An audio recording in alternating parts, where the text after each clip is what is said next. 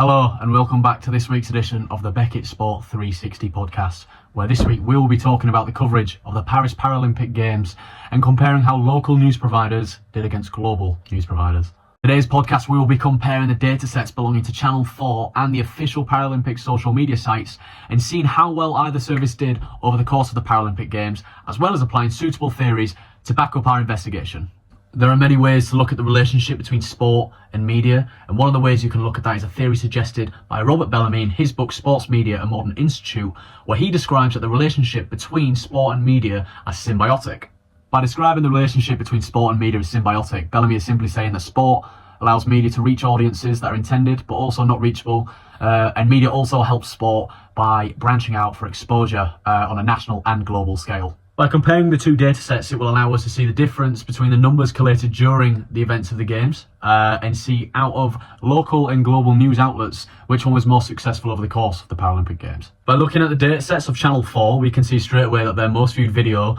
is of 14-year-old Blythe Twomey, who debuted in the competition in table tennis, with the title of the video saying Blythe Twomey has a big future ahead of her. The content of the video is of Blythe Twomey achieving Paralympic bronze in the competition of table tennis, where she lost to Turkey's Kubra Korkut in the semi-final of the competition. The video of Twomey achieving Paralympics bronze in the competition managed to get Channel 4 a staggering 212,072 views and making it Channel 4's most viewed video by a long shot. This finding works within the sports nationalism media triad, which was proposed by John Vinson and Edward Kean in 2014 in their chapter of the book Sport, New Media and National Identities. The sport, nationalism and media triad produces, reproduces and challenges national identities and can be described as the intersection between athletes and teams with their national media audiences. This collector shows that Channel 4, being an English broadcasting service, did far better on their content published about the GB national team rather than any other national team. Bellamy in 2013 also suggested that there are plenty of factors that play into sport consumption, with one factor being the loyalty and effects factor, which relates to this exact topic. The loyalty and effects factor suggests that people will consume content through loyalty and will also suggest that people's favourite teams and sports over time become a product of the media. Channel 4 know full well that Britain would be happy to consume media based on the GB national team, complementing the suggestion of the loyalty and effects factor, as sports telecasts can have strong audience effects that reinforce their popularity and strength as a television product. This theory would then suggest that a sense of national pride is what makes people want to watch these videos about the GB national team rather than any other nation. The official Paralympic social media sites also publish content over the course of the Games, with the Paralympics creating content based on games, specific sports, specific events, and overall highlights of the days. This differs from what Channel 4 were doing over the course of the Paralympic Games, as they, as previously mentioned, predominantly were covering how the GB national team were doing, rather than an array of nations, and therefore suggesting that the Paralympic Games were more focused on covering the Paralympics as a global event rather than a national event. The Paralympics saw their most viewed videos being based around popular sports within Paralympics, such as powerlifting, blindfolded football and wheelchair tennis. The different approaches that the two social media sites took to cover the Paralympic Games suggest that either broadcasting service and social media site saw the Paralympic Games as different from one another, with Channel 4 seeing it as a national event and the Paralympics seeing itself as a global event. Theory which suggests that the Paralympics can well and truly be viewed as a global event would be David Rowe in 2004 in the book Sport, Culture and Media, and he believed that media can transcend sport and has allowed it to reach staggering global audiences in the past.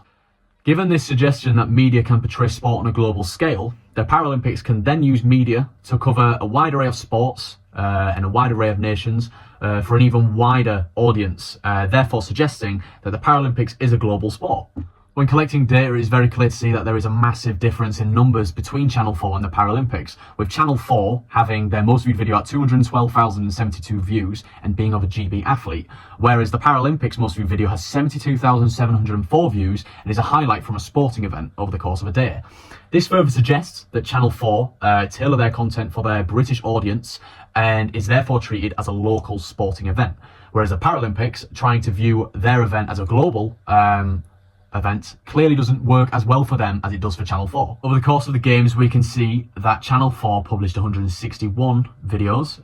compared to Paralympics, who managed to publish 166 videos. And taking into consideration that the Paralympics were treating the event like a global event and publishing content tailored for a global audience,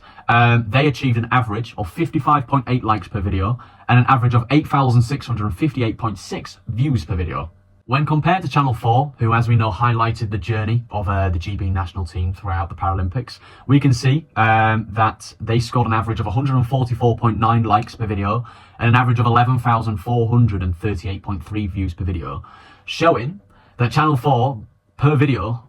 did far better in numbers and statistics than the Paralympics. Now, despite the suggestion that Channel 4 is successful by publishing local content rather than global content, their most interacted and liked video is called Hunter Woodall and Tara Davis Woodall Really Are a Golden Couple, and is an interview with an American couple. Being Channel 4's most liked video and most interactive video shows that their carbon copy format of publishing local content and content about the GB national team clearly isn't the case for all of their videos, and certainly not the case when it comes to likes and interactions.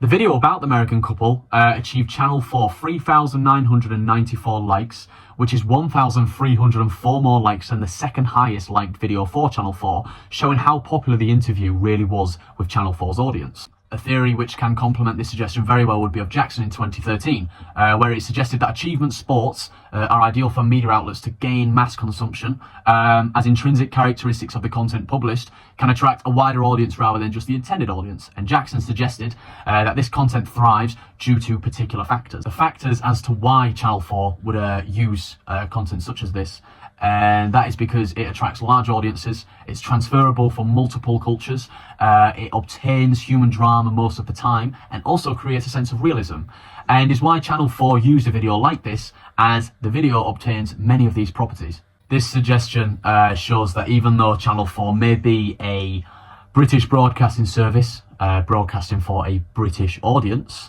that their content on global news is also very well received, and in this case was Channel 4's most engaged video. After comparing the two news outlets, it's very clear to see that Channel 4 did far better than the Paralympics by publishing content tailored for their British audience and creating local content, rather than the Paralympics publishing content for a global wide audience,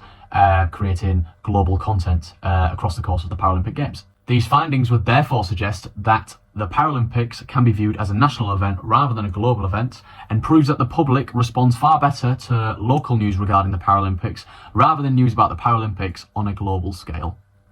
I'm afraid that is all that we have got time for today in this week's edition of the Beckett Sport 360 podcast. Be sure to tune in next week, where we will be talking about sports washing in sport. And if you enjoyed this video today, make sure to hit a follow and hit a like, and we will see you next week, same time, same place. Thank you very much.